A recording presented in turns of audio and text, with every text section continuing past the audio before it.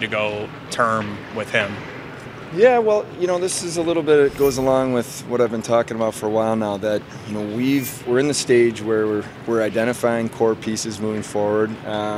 We've wanted to be really disciplined and smart with how we put our roster together, and, that's the reason for that is so we can do things like this and make sure that we identify the people that we're going to move forward with long term. And we know there's more coming. So, for us, it was start conversations, see if there's, an interest, both sides. And clearly there was. And, what I would say about Sammy is he's an unbelievable teammate. He's loved in the locker room.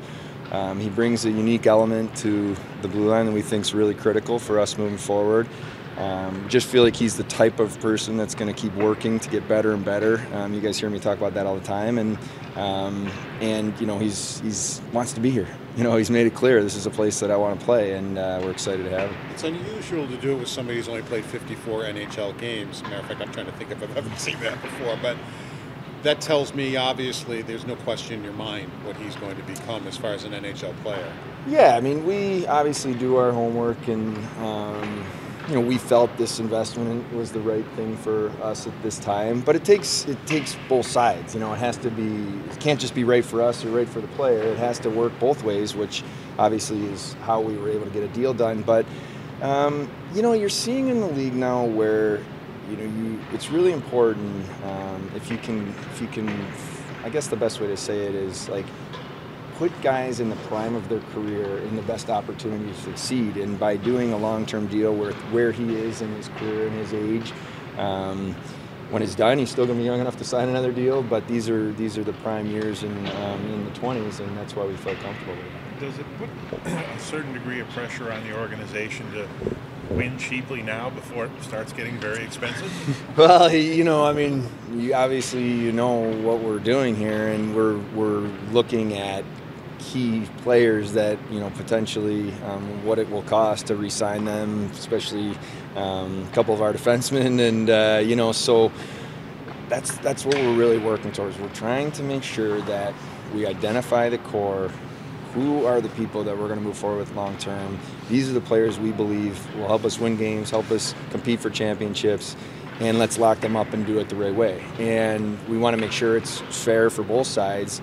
So we're having conversations like this, and then sometimes you table them and you say, okay, let's wait. Sometimes they pick up momentum, and this one was mutual, both sides. And from both of us, that today was kind of the deadline. Wanted to get it done if we were going to do this before we went into opening day. There's been obviously a lot of chaos in this organization for 10 years, but even in the last two, things obviously have calmed down. What's it mean?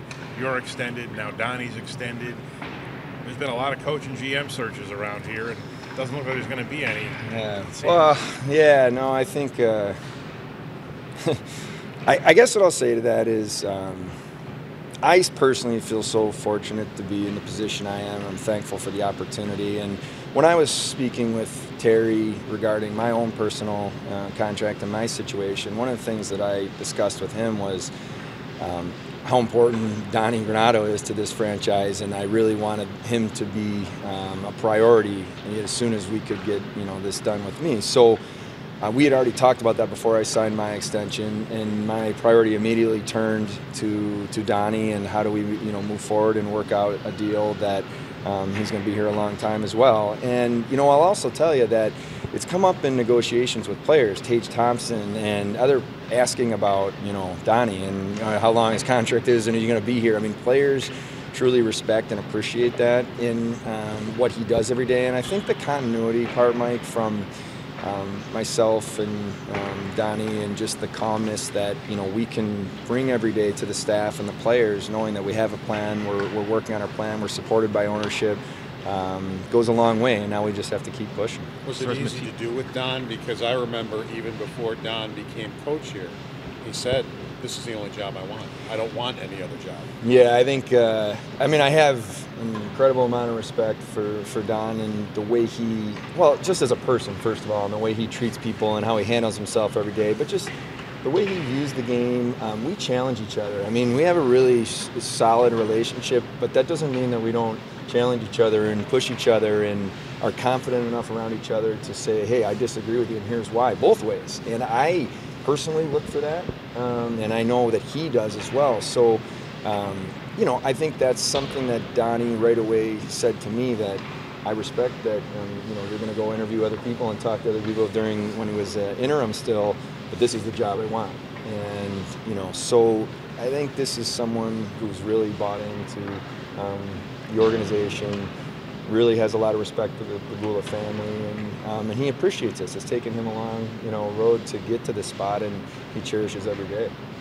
From the outside, a lot of people see Mattias sign long-term, they see Tage sign long-term. We understand what's going on. For those outside that don't quite understand, is it more of I know I asked you this about Tage, but is it more of like a gamble on your side, or is it like looking at it as you just believe in him? Investment. You're going to have to make decisions on players, and you do your best. You don't make these decisions in a vacuum. You don't make them and just, hey, today we're going to do this. You talk a lot about it. You look at every possible scenario. You're forecasting your roster 1, 3, 5 years down the road, and of course you have to be open to change, and things can always evolve. But Mattias Samuelsson, in our mind, is exactly the type of person we want to be here long term. He's a great teammate. He's a great hockey player who we believe has the work ethic and the character to continue to get better. He plays a style that we don't have as much. He's a 6'4", 232-pound defender that's tough to play against. And he can also have the skill to move the puck, and he'll continue to work in his game to get better. So for us, yeah, I look at it more as an investment in that you have to make these type of decisions as you build out your roster, and obviously we were comfortable doing that. Did you even consider a bridge deal, or was it always thinking long term?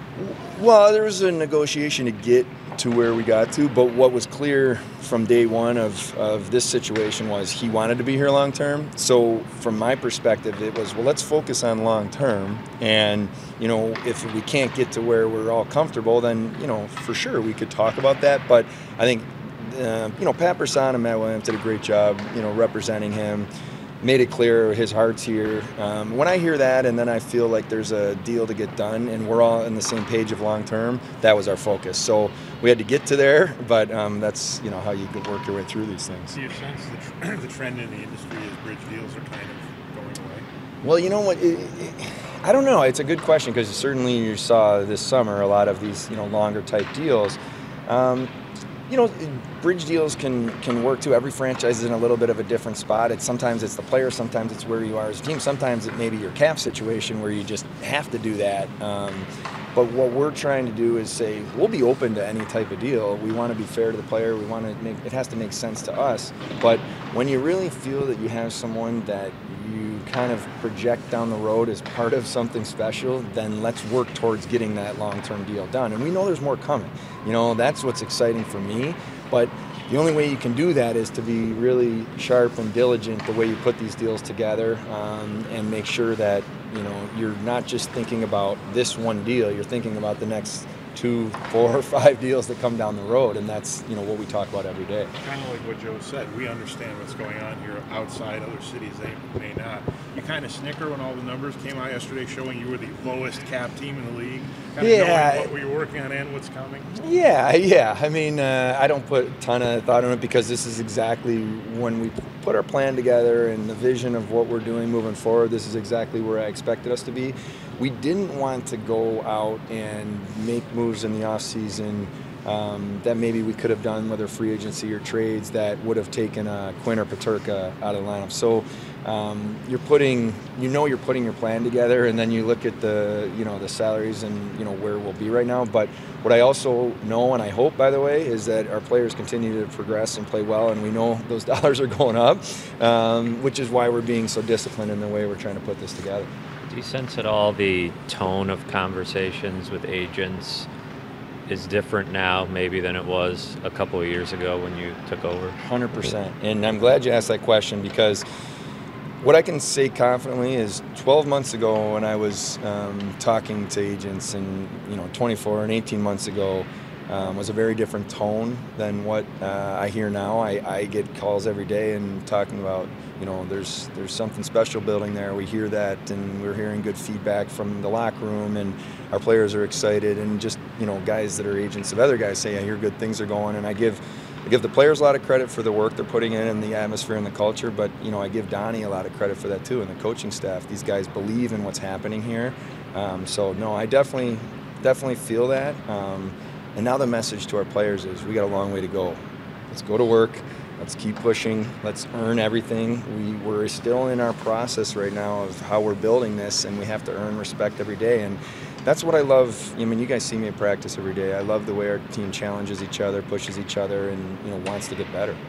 How much, you mentioned it briefly, but the increase in salary cap, how much is that factoring into your strategy of the length of some of these deals? Yeah, like we talk about it, obviously. You're projecting it. Nobody knows exactly what it looks like, but, a pretty good forecast of where things are headed. So we certainly think about that, but we also know that, like I said a few times this morning, there's plenty other guys that are, going to be signing that we see as our core guys. But the only way you can do it is to, put all the pieces together, is to make sure you're kind of being disciplined the way we're handling it. So we're looking at the cap, we're seeing where it's headed, we're projecting, and now we also react to the way, our players perform, and then, we'll have those conversations with those guys when we're ready. Thank you, Kevin. Thanks so much, guys.